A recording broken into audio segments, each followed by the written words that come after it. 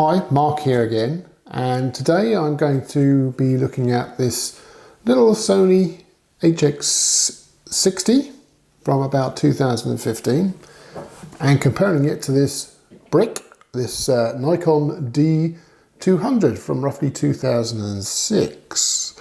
So the differences between them are obviously quite stark. Obviously, one's a compact camera and one's a DSLR. The Nikon is a 10.2 megapixel, and that's what we're looking at today, is megapixels.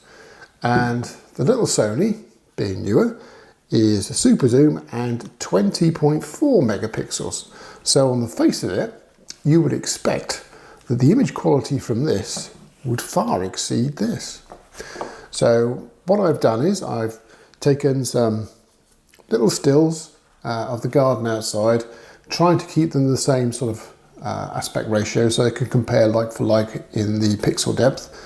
Now obviously this one being a super zoom, it 30 times optical, so it has better reach than this. This is a 18 to 200 millimeter telephoto lens, but obviously there's a crop factor on here because this is APS-C sensor technology. So even though with that, this one still zoomed in a little bit further, and obviously I think it's a little bit wider as well for wide angle. So without further ado, what I've done is I've taken some sample photos, I've cropped out parts of those photos, and I've put them side by side, and you'll see them in the next few images coming up. And it'll be interesting to see whether you can decide which one is from which camera. Now I've not swapped sides or anything, so one camera's on one side, one camera's on the other side. And I'll say a little bit more about it when we get to the end of those photos. So let's play on. So straight into it. Here we got two images. Both of these are cropped down to a small segment of the actual original file. So I'll put those original files at the end so you can see kind of where the area came from. But won't say which is which, but bear in mind that you've got basically 10 years between the two cameras. One's 10.2 megapixel, the other one's 20.4 megapixel. So they're both looking roughly about the same when you close crop like this, which is kind of a shock because I thought one would leave the other one well in its wake. But one's got a slightly different warmth to it, different make obviously. Both images, all the images were taken roughly about the same time, straight on program mode, no color tweaking or anything like that. So this is straight from the camera. Now this is obviously a wider shot.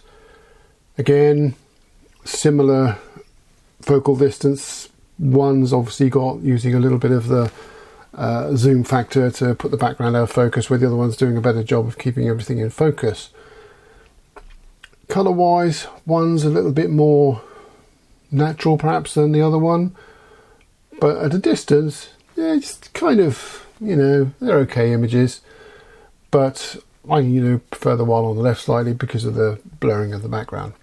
Now zooming that image in to roughly similar specifications, the one on the left, it looks, okay, it's fuzzy, but it's got all the colors there, it's kind of got the information there. It's not sharp, you're not going to print it out and put it on a wall.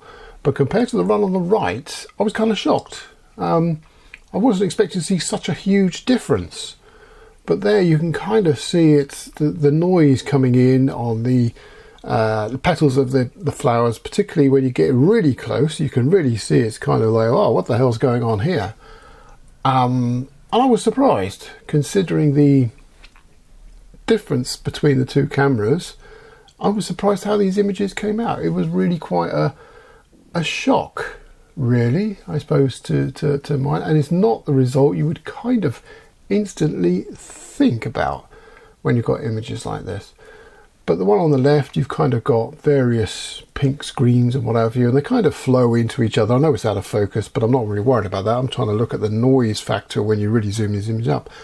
The one on the right, significantly different. Now, this is kind of almost the native size of the shot. Obviously I've had to do a bit of cropping to make them fit the page, but you can kind of see that the one on the left has got a lot more I suppose, detail in the plant in the middle there with the flowers on it. There's also a lot more detail in the little tree just to its left.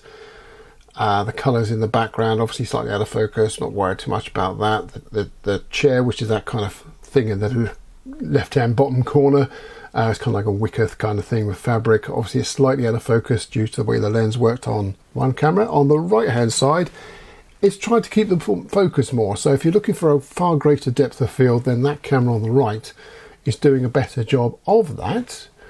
But the colours aren't so bright. Now these images, bear in mind, were taken at the same time of day, literally within a minute of each other. Yes, you could say maybe the sun was out a bit more on the other one than it was on this one, but it's kind of within the same ballpark. It's just kind of, it lacks any kind of punch to it to me, the one on the right, which was quite a surprise, but there we go. That's what you can expect. Right, so this is the photo from the Nikon D200.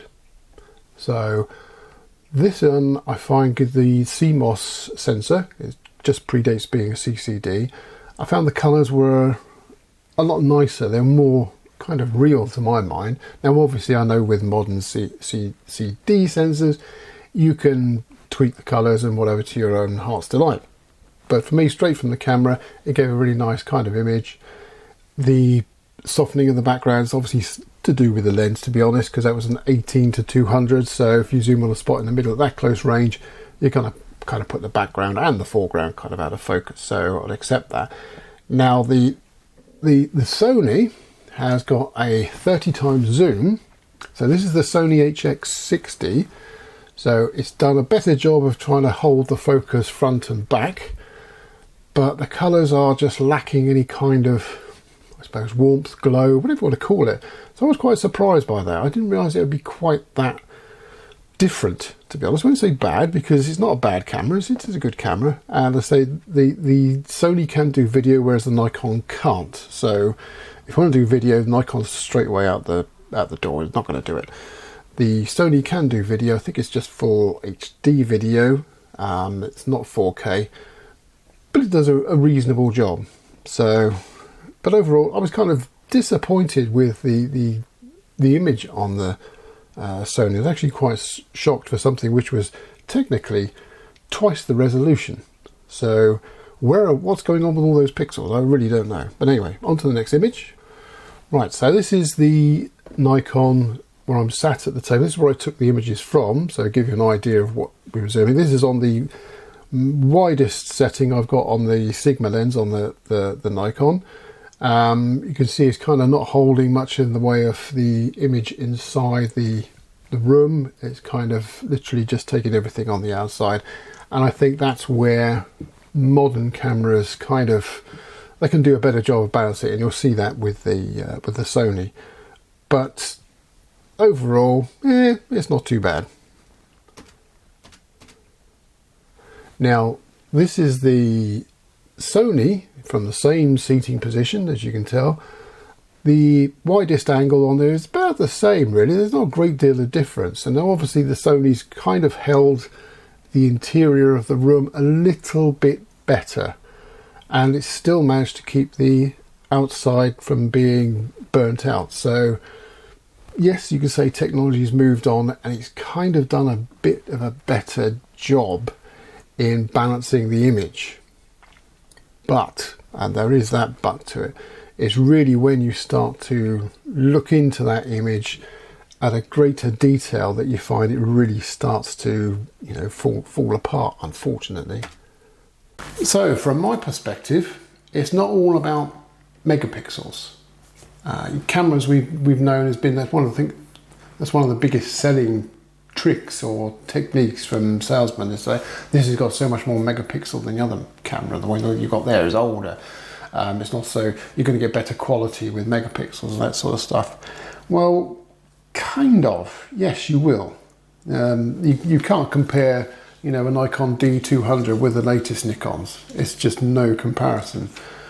But if you strap a good lens onto an older camera, you can still get what I think are pretty good results. You just have to bear in mind that a small or an older sensor with less megapixels, especially when you're talking a DSLR kind of thing or mirrorless, older cameras, you're really going to be working that lens more to zoom that in and try and make best use of that sensor and those pixels. You simply cannot crop a wide angle image to zoom in on a particular area, as was shown by the little circular hanging baskets, whatever you say, in the first image there, and expect a good result. You really need to use the lens to actually bang, pull that into focus. So I was quite surprised. I thought the Sony was actually going to do better. Now, I've just had that in program mode. I've not played around with the features, so technically, yes, I might have been able to get a better image out of it if I worked harder on it, but unless you're someone who sits down and reads every letter off of your manual, you want to get out and take photos. That's what the fun of photography is all about. And I think the Nikon is a good, especially in this format, either the D200 or the D90 if you're starting. It's a good camera base to start from. It's not too expensive. You can get lenses for them, and you can learn the basics of the photography and then work your way up to something better. I mean, you know, if I was doing things a bit more eagerly or wanting to get better results, maybe doing wildlife or something like that, and need those pixels, need those detail with a decent lens and a different camera back, maybe, you know, a higher version of a Nikon or other brands are available, you could probably do it. But I think starting out with a basic piece of kit, I mean, the camera here is about, the body itself is about 50, 60 pounds. The lens, that was 60 pounds, thereabouts, so 110 pounds. You've got a fairly reasonable, you know, bit of kit. You could probably spend the same on the Sony, or a slightly better version of the Sony, and, you know, still get into photography. But this, with all the controls on the outside, is going to make you learn those controls so you understand what they do. So that's one of the benefits of the old Nikon.